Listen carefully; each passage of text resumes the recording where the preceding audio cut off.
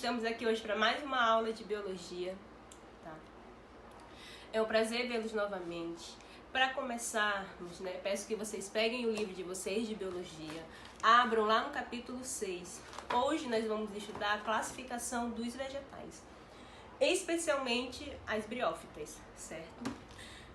O reino vegetal, ele também é conhecido como reino plantae, tá, pessoal?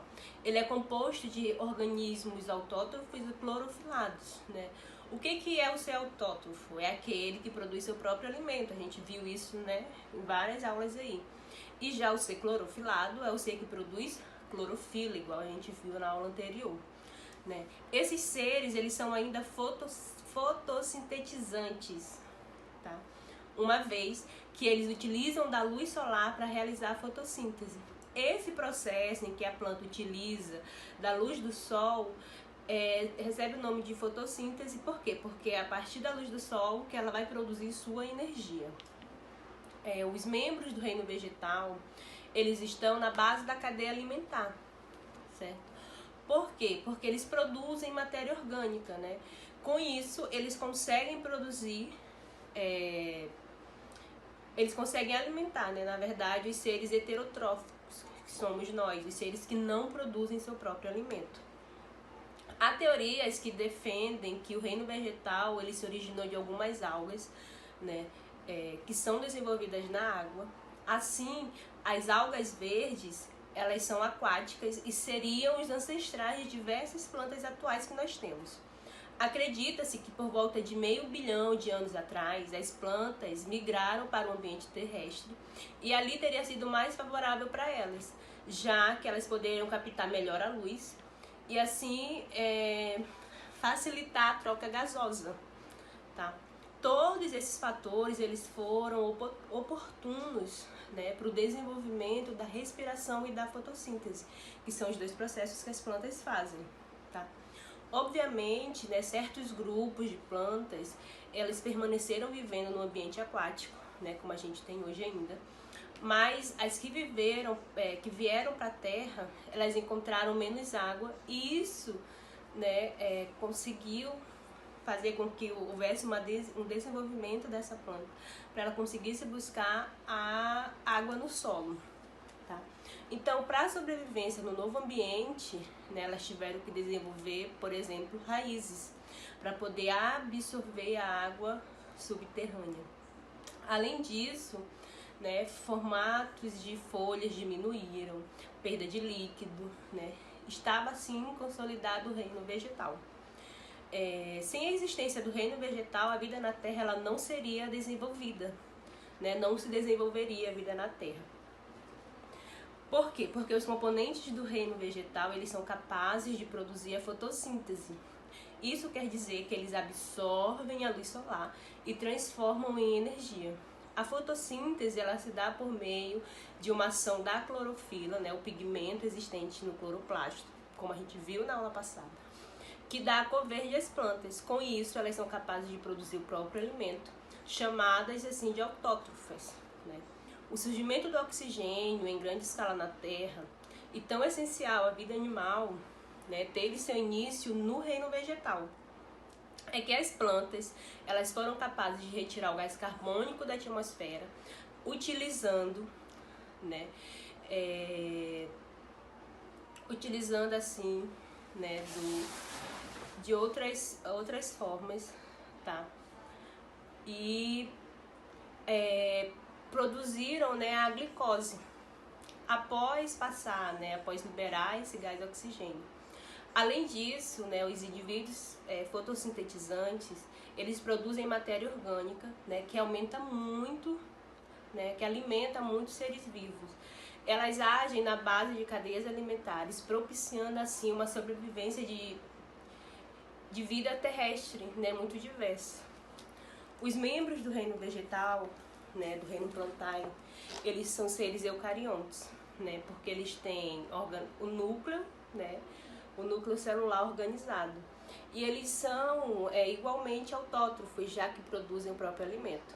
Além de fotossintetizantes, suas células são multicelulares, como a gente já viu também, E elas são compostas por vacúolos, cloroplastos e celulose. As briófitas, né, que é o que a gente vai tratar hoje, certo? Por quê? Porque o reino plantar, ele se subdivide, pessoal. Tá? A gente tem aqui as briófitas, angiospermas, gimnospermas e as plantas vasculares, pterodófitas, tá? Esses 3 tipos a gente vai estudar mais na próxima aula. Hoje nós vamos ficar só com as briófitas. As briófitas, ela é um grupo do reino vegetal que não possui órgãos bem definidos. Não possui folha, não possui caule, tá? E é o grupo mais simples do reino vegetal. Por quê? Porque quando ela não possui flores nem frutos, o seu ciclo de vida, né, ele é extremamente dependente da água. Sua reprodução, ela pode ser tanto assexuada como sexuada. As briófitas, elas são de tamanho pequeno, certo? Elas são de tamanho pequeno. E elas nunca ultrapassam poucos centímetros. Além disso, elas costumam ser encontradas em locais úmidos, de preferência com sombra. De maneira geral, essas plantas, elas vivem em troncos, sobre rochas, no solo, tá? Aquele musguinho que vocês veem crescendo nas paredes quando está bem frio, né? Bem úmido, o musgo é uma briófita, tá? Poucas espécies, elas vivem em água doce e em locais banhados por água do mar, né? As briófitas, elas são seres avasculares, tá? Elas não possuem xilema nem floema. Lembram numa aula retrasada que a gente falou sobre esses 2 tecidos vegetais que conduzem a seiva bruta? Pois é. As briófitas, elas não possuem isso, tá? O transporte desses nutrientes da água, ele é feito por meio de difusão, né? O que limita o tamanho da planta, certo? A estrutura das briófitas, certo? Quando a gente fala, né, das briófitas, preciso dizer para vocês que elas possuem aí filóide, tá? Que é esses pelinhos que vocês estão vendo aí, né? As folhinhas da planta. O cauloide, tá? E rizoide. Professora, mas isso não é o caule, a folha e as raízes? Sim, só que ao comparar essas partes com o caule, as folhas e as raízes, elas possuem estruturas diferentes, apesar de terem a mesma função, certo? Aqui a gente tem, né, o rizoide, que é responsável pela fixação e absorção. Fixação do quê? Fixação da planta no local, tá? E pela absorção dos nutrientes no solo. O cauloide, né? Absorção e sustentação. É através do cauloide que vai passar esses nutrientes. E a sustentação, porque é ele que vai manter a planta ali durinha, em pezinha. E o filóide, né? Que é responsável pela fotossíntese e trocas gasosas, tá? É ali que acontece o processo de fotossíntese, onde troca-se o gás carbônico pelo oxigênio, ok? Muito bem. Pra gente continuar, né? Temos também a cápsula, tá? Que é essa pontinha que vocês estão vendo aqui em cima, a cápsula. Que ela aparece somente em uma das fases de desenvolvimento da briófita, certo? As briófitas, por elas não apresentarem vasos condutores, né? Elas são chamadas de avasculares, né? Exatamente da palavra significa aí que elas não têm aí o desenvolvimento, né, dos vasos. E a planta, como ela não possui o xilema nem o floema, a passagem de água, né, ela é feita de célula para célula. Com isso, né, nós vamos para um outro ponto, né, que é a sua reprodução. Tá aqui. O ciclo de vida das briófitas, tá? O ciclo de vida dos musgos, né, para entender melhor, a gente precisa entender que, né, os locais úmidos, eles precisam de água para a reprodução das briófitas. E elas apresentam plantas masculinas e plantas femininas que produzem gameta masculino e o gameta feminino, tá? Com essa reprodução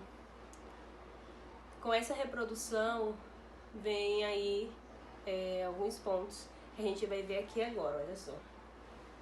Tenho aqui o pezinho da briófita, tá? Tenho aqui o rizóide, o cauloide, certo? E tem a cápsula, tá, pessoal? Como é que vai acontecer o desenvolvimento dela? Essa cápsula, na cápsula, por meio da meiose, né, a separação, sabe-se o que, né? Que se ela tem aqui, ó, observe o gametófito feminino, tá? E o esporófito 2N. Como é 2N, quando vem aqui para a cápsula, que ela se divide pela meiose, né? Fica NN, ok? Aí ela vai formar os esporos. O que são os esporos? Os esporos, a gente já vem aqui, ó, eles são eliminados pelas cápsulas, tá? Os esporos é onde tem o gametófito feminino e masculino. Eles vão dar aí a criação das duas plantas. Uma planta mais feminina e uma planta masculina, tá? Quando acontece aí, né, a criação das duas plantas, que vai ocorrer o processo de fecundação, tá?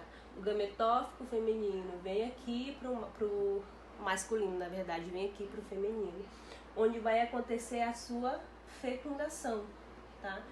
O gameta feminino já está lá dentro, vai entrar o gameta masculino.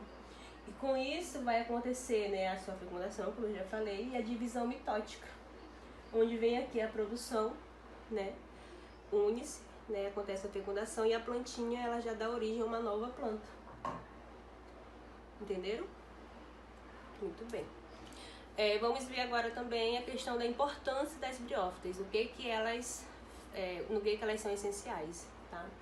As briófitas, elas são os organismos pioneiros no processo de sucessão ecológica, tá? Foi através delas que deu-se aí origem à vida aí, né, de várias plantas que temos hoje, dos seres heterotróficos, foi a partir delas. Temos também que as briófitas, elas são bioindicadores de qualidade do ar e do solo. Num lugar muito poluído, você não vai ver briófitas crescendo.